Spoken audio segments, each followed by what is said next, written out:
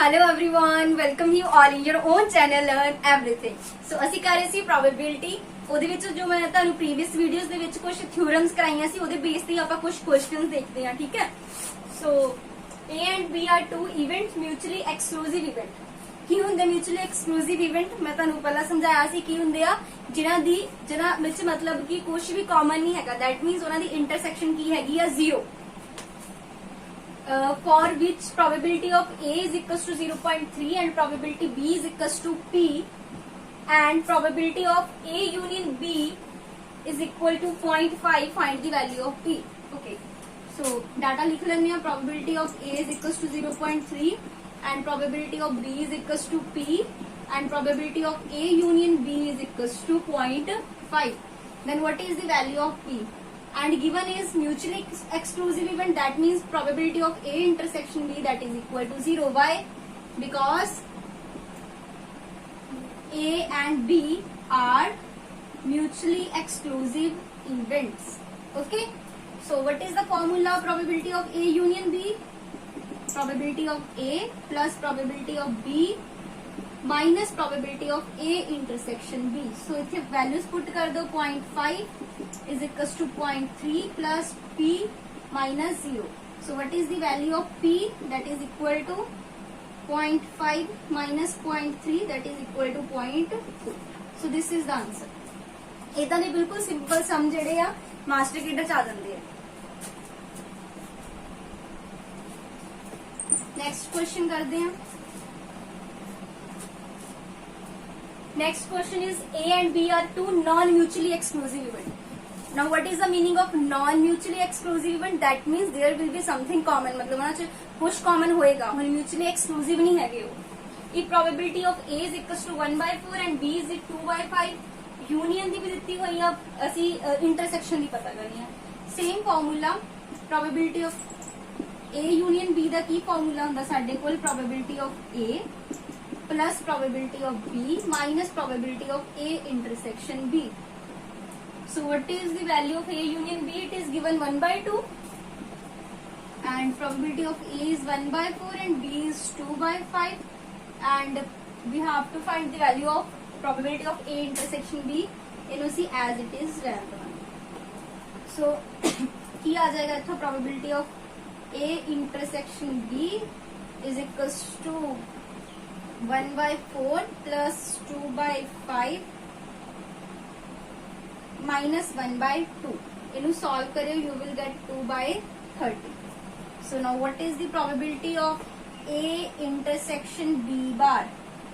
देखो ਹੁਣ ਅਸੀਂ A intersection B bar पता करना हैगा ना। So ਉਹਦੇ ਲਈ ਮੈਂ ਤੁਹਾਨੂੰ ਕਹਾਂਗੀ ਇਦਾਂ ਤੁਹਾਨੂੰ ਇੰਟਰਸੈਕਸ਼ਨ B ਬਾਰ ਕੁਝ ਵੀ ਪੁੱਛ ਲਵੇ ਕਿ ਇੱਕ ਗੱਲ ਦਿਮਾਗ 'ਚ ਰੱਖਣੀ, ਇਹ ਵਾਲੀ ਡਾਇਗਰਾਮ ਬਣਾਣੀ ਸਿੱਖਣੀ ਤੁਸੀਂ। ਦੇਖੋ this is A, this is B and this is A intersection B, ਦੋਨਾਂ 'ਚ ਜਿੰਨਾ ਕਾਮਨ ਹੈਗਾ। ਮੈਂ ਕੀ ਪਤਾ ਕਰਨਾ? A ਦਾ ਸਾਂਝਾ ਇੰਟਰਸੈਕਸ਼ਨ ਦਾ ਸਾਂਝਾ B ਦੀ ਬਾਰ ਨਾਲ। ਧਿਆਨ ਨਾਲ ਸਮਝਿਓ ਇਸ ਚੀਜ਼ ਨੂੰ। B ਕੀ ਆ? ਆਹ ਵਾਲੀ ਚੀਜ਼। ਇੰਨੀ ਚੀਜ਼ ਪੂਰੀ ਕੀ ਆ? B, ਤੇ ਇੰਨੀ ਚੀਜ਼ ਪੂਰੀ ਕੀ ਆ? A। देखो A ਦਾ ਮੈਂ ਸਾਂਝਾ ਕਿੰਨਾ ਪਤਾ ਕਰਨਾ? B ਬਾਰ ਨਾਲ। B ਬਾਰ ਕੀ ਹੋਏਗਾ? B ਨੂੰ ਛੱਡ ਕੇ ਜੋ ਵੀ ਆ B ਆ, B ਨੂੰ ਛੱਡ ਕੇ ਜੋ ਵੀ ਹੈਗਾ ਉਹਨੂੰ ਮੈਂ ਸ਼ੇਡ ਕਰ ਲਵਾਂ। B ਨੂੰ ਛੱਡ ਕੇ ਜੋ ਵੀ ਹੈਗਾ ਮੈਂ ਛੇਡ ਕਰ ਲਿਆ, ਉਹ ਆ ਚੀਜ਼ ਆ ਗਈ। ਠੀਕ ਹੈ। ਸਾਂਝਾ ਕਿੰਨਾ ਪਤਾ ਕਰਨਾ? A ਨਾ, ਜਿੰਨਾ A ਆ ਉਹਨੂੰ ਮੈਂ ਸ਼ੇਡ ਕਰ ਲੈਣੀ ਹੈ। ਅੱਛਾ ਸੌਰੀ, ਸਭ ਤੋਂ ਪਹਿਲਾਂ ਕੀ ਸੀਗਾ? B ਦੀ ਬਾਰ। B ਦੀ ਬਾਰ ਮਤਲਬ B ਨੂੰ ਛੱਡ ਕੇ ਸਾਰਾ ਸ਼ੇਡ ਕਰਨਾ। B ਦਾ ਆ, ਉਹਨੂੰ ਛੱਡ ਕੇ ਜਿੰਨਾ ਵੀ ਉਹ ਮੈਂ ਸਾਰਾ ਸ਼ੇਡ ਕਰਾਂਗੀ ਤੇ ਆ ਵੀ ਵਿੱਚ ਆਏਗਾ। ਸਮਝਦੇ?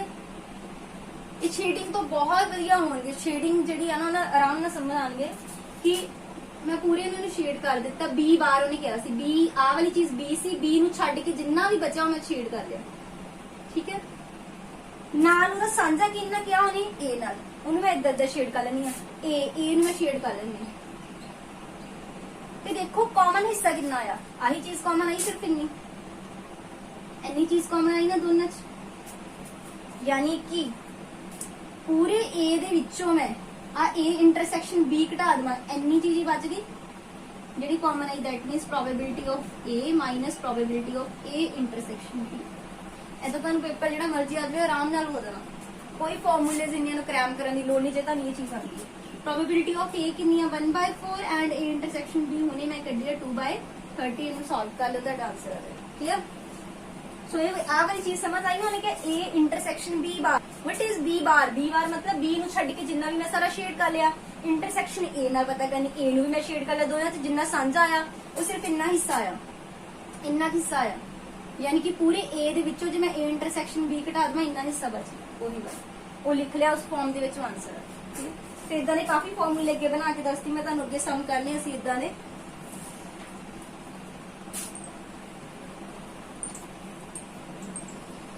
नेक्स्ट हम देखते हैं इन ए क्लास ऑफ 25 स्टूडेंट, 25 स्टूडेंट्स की कोई क्लास है विद रोल नंबर 1 to 25, ठीक है 1 to 25 तक रोल नंबर है। A student is picked up at a random, एक स्टूडेंट को आप खड़ा करना है टू आंसर अ क्वेश्चन, की क्वेश्चन का आंसर करे। Find the probability that roll number of a selected student is either multiple of 5 और 7, कि या ते वो मल्टीपल केदा होवे 5 दा या केदा मल्टीपल होवे 7 दा। ओके, हुण पहला तो 5 दे मल्टीपल केड़े-केड़े होणगे? 5 तो लेके 5 तो बाद 10 15 20 एंड 25, यानी कि मल्टीपल 5 होने दी प्रोबेबिलिटी कितनी आ गई? 1 2 3 4 5 टोटल कितने सी 25, दैट इज 1/5। एदी मल्टीपल 7 दी 1 तो 20 तक की होएगा, एक 7 21 तक है ना। So probability of multiple of 7 दी कितनी आ जाएगी? 1 2 3 नंबर इदा दिया अपॉन 25। सो ये आ गई 1/5, ये आ गई 3/25। सो इथे तक तुहानू क्लियर आ। असी पता करना है कि आइदर वो मल्टीपल होवे 5 दा या होवे 7 दा। पहला तुसी देखो इन्हां विच कुछ साझा है, इन्हां विच की कोई मल्टीपल 5 दे जेड़े है वो 7 दा भी मल्टीपल हो सकता, कोई इदा दा है नहीं। दैट मीन्स की probability of A intersection B की हो गई 0। क्लियर ना, मतलब साझा इन्हां च कुछ नहीं हैगा, इदां दा कोई भी एक भी नंबर इत्थे इदां दा नहीं जेड़ा एच भी आवे। दैट मीन्स एक ही है म्यूचुअली एक्सक्लूसिव, यानी मल्टीपल ऑफ 5 होना या 7 होना म्यूचुअली एक्सक्लूसिव इवेंट का, यानी कोई भी बच्चा जो उठावे या तो फिर वो मल्टीपल 5 होएगा या 7, मतलब कि ये नहीं है इन्होंने दोनों च कि 5 का भी मल्टीपल हो 7 का भी। सो असी की पता करनी है कि आइदर मल्टीपल हो 5 का और 7 का, इनू ए मान लो इनू बी मान लो, ठीक है। इंटरसेक्शन बी लिखता की फॉर्मूला होता probability of A plus probability of B minus probability of A intersection B. Intersection का 0 आ, ए प्लस बी आ जाएगा, यानी 1/5 प्लस 3/25 इन सॉल्व कर लेना, you will get your answer. ठीक है, ये चीज समझ आई तुहानू? उन्हें क्या एक क्लास च 25 स्टूडेंट आ, एक बच्चे नु खड़ा करना आंसर देने लिए। हुण या तो जेड़ा बच्चा खड़ा करिए ओदा रोल नंबर मल्टीपल ऑफ 5 होवे या मल्टीपल ऑफ 7 होवे।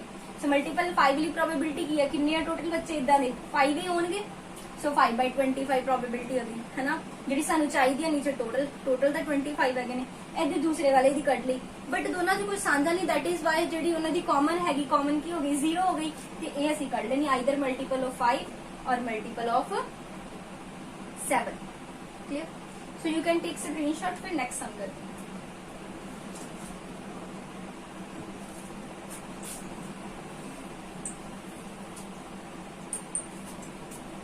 Next is tickets are numbered from 1 to 100।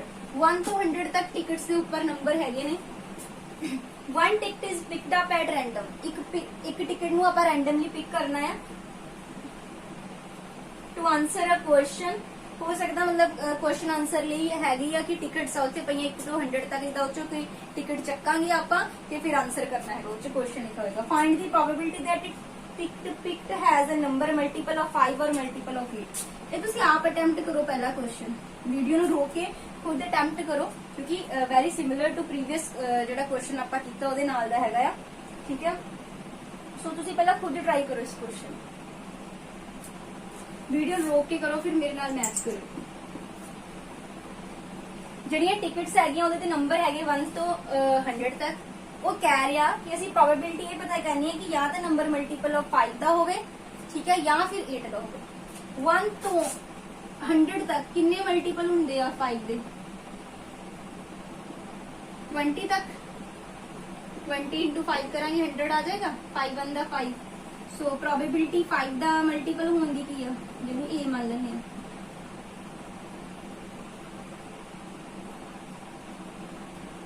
that is 20 by 100 that is 1 by 5 ठीक है जी 20 इदा दे नंबर होंगे okay probability of b multiple of 8 8 ਦੇ ਮਲਟੀਪਲ ਹੋਣ ਦੀ ਕੀ ਪ੍ਰੋਬੇਬਿਲਿਟੀ ਹੋਏਗੀ 8 12 ਹੋਏਗਾ 96 ਤੱਕ है ना सो 12 ਇਦਾਂ ਦੀ ਹੋਣਗੇ दैट मींस 12 by 100 ਇਹ दूसरी आ जाएगी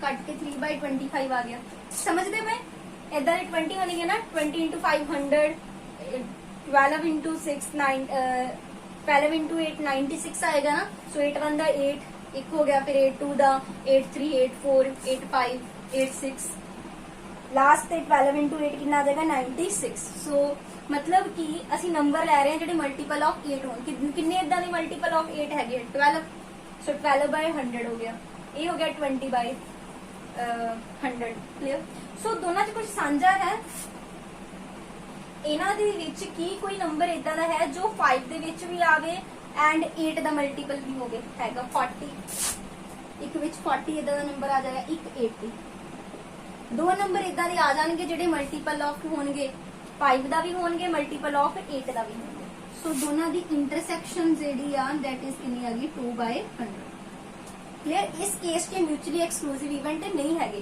ਕਿਉਂਕਿ ਜਦੋਂ ਆਪਾਂ ਲਿਖਦੇ ਜਾਵਾਂਗੇ ਲਾਈਕ ਜਿੱਦਾਂ ਲਿਖਾਂਗੇ 5 1 ਦਾ 5 5 2 ਦਾ 10 15 ਅਪ ਟੂ 100 ਤੱਕ ਲਿਖਾਂਗੇ ਨਾ ਆਪਾਂ ਸੋ ਉਹਦੇ ਵਿੱਚ ਇੱਕ ਨੰਬਰ ਇਦਾਂ ਦਾ ਹੋਏਗਾ 40 ਜਿਹੜਾ 5 ਚ ਵੀ ਆਏਗਾ ਇਹਦੇ ਵਿੱਚ ਵੀ ਇੱਕ 40 ਆਏਗਾ ਇਹਦੀ 80 ਵੀ ਆਏਗਾ ਕਲੀਅਰ ਸੋ 2 by ਕਿੰਨਾ ਹੋ ਗਿਆ ਸਾਡੇ ਕੋਲ 100 ਸੋ ਪਤਾ ਕੀ ਕਰਨਾ ਆਪਾਂ union the probability of A union B Ki formula ਹੁੰਦਾ probability of A plus probability of B minus probability of A intersection B so A the value ਵੀ ਹੈਗੀ ਤੁਹਾਡੇ ਕੋਲ ਪੁੱਟ ਕਰ ਦਿਓ B ਦੀ ਵੀ ਇੰਟਰਸੈਕਸ਼ਨ ਦੀ ਵੀ ਹੈਗੀ ਉਹ ਮਾਈਨਸ ਕਰ ਦਿਓ ਆਨਸਰ ਆ ਜਾਏਗਾ ਕਲੀਅਰ ਸੋ ਇਦਾਂ ਦੇ ਸਮ ਵੀ ਆ ਜਾਂਦੇ ਆ ਬਹੁਤ ਈਜ਼ੀ ਹੁੰਦੇ ਨੇ ਬਸ ਇੱਕ ਕਨਸੈਪਟ ਆ ਜਿਹੜਾ ਤੁਹਾਨੂੰ ਉਹਦਾ ਪਤਾ ਹੋਣਾ ਚਾਹੀਦਾ ਕਲੀਅਰ ਉਹ ਤੁਹਾਨੂੰ ਡਾਟਾ ਬਹੁਤ ਸਿੰਪਲ ਦੇਗਾ ਪੇਪਰ 'ਚ ਜ਼ਿਆਦਾ ਟਫ ਨਹੀਂ ਰਹੇਗਾ ਸਿੰਪਲ ਦੇਗਾ ਬਸ ਤੁਸੀਂ ਉੱਥੇ ਸਿੰਪਲ ਪ੍ਰੋਬੇਬਿਲਿਟੀ ਕੱਢ ਕੇ ਚੈੱਕ ਕਰਨਾ ਉਹਨਾਂ 'ਚ ਕੁਝ ਕਾਮਨ ਹੈ ਕਿ ਨਹੀਂ ਬਸ ਫਾਰਮੂਲਾ ਹੀ ਲੱਗੇਗਾ ਹਰ ਜਗ੍ਹਾ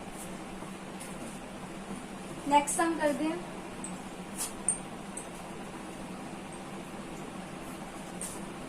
next last sum probability of A is given that is 0.54 probability B given is 0.69 and probability of A union B given is 0.35 you have to find the probability of A intersection B खुद पता कर लो बहुत easy है सारे फॉर्मूले हुने करवा के दिए तो लिए कमेंट बॉक्स में आंसर करियो ठीक है next is probability of A bar intersection B बार हुण देखो ये वही वाली डायग्राम आप शेड करके करांगे की साझा आंदा this is A this is B and this is A intersection A bar A नु छड्ड के जो भी है शेड कर दो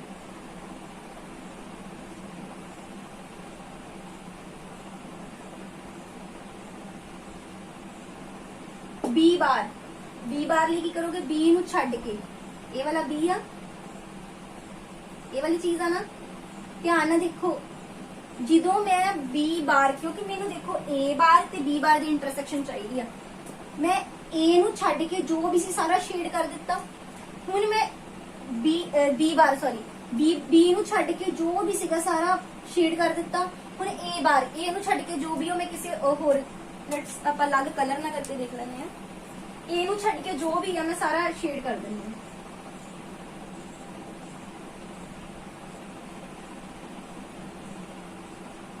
ਦੁਬਾਰਾ ਕਰਦੇ ਹਾਂ ਆਪਾਂ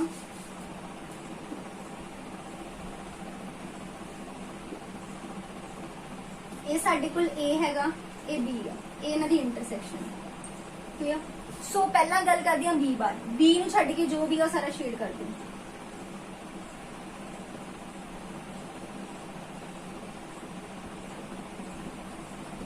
ਇਹ ਹੋ ਗਿਆ B ਨੂੰ ਛੱਡ ਕੇ ਜੋ ਸੀਗਾ ਉਸ ਤੋਂ ਬਾਅਦ A ਨੂੰ ਛੱਡ ਕੇ A ਬਾਰ ਆਣਾ A ਬਾਰ ਮਤਲਬ A ਨੂੰ ਛੱਡ ਕੇ ਆ ਪੂਰਾ A ਆ ਇਹਨੂੰ ਛੱਡ ਕੇ ਜੋ ਵੀ ਹੈਗਾ ਉਹ ਸਾਰਾ ਸ਼ੇਡ ਕਰੋ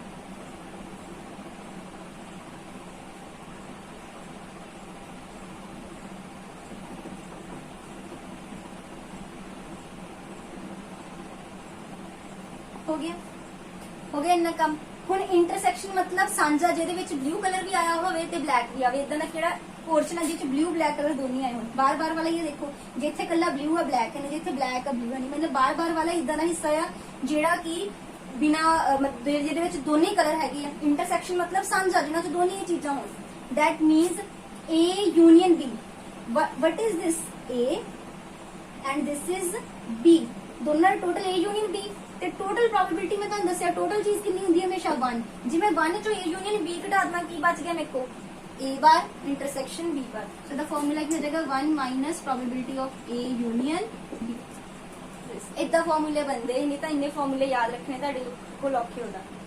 सो ए यूनियन बी तुहानू गिवन हैगा 1 माइनस 0.35 कर दे तुहाडा आंसर आ जाएगा। समझे ना किदां हुण ए बार क्या इंटरसेक्शन बी बार। ए बार की सी ए नू छड्ड के मैं सारा शेड कर लिया, बी बार मतलब बी नू छड्ड के सारा शेड कर लिया। शेडेड दोनों का कॉमन हिस्सा कितना आया ए वाले जिथे दोनों कलर से आए वो की है ए यूनियन इन्हीं हिस्से नू छड्ड के यानी टोटल 1 चो जे मैं इन्ना हिस्सा घटा दूंगा बाकी सारा फिर कर लेना। Next is A intersection B bar, खुद बना के देखियो तुसी probability of A intersection B bar.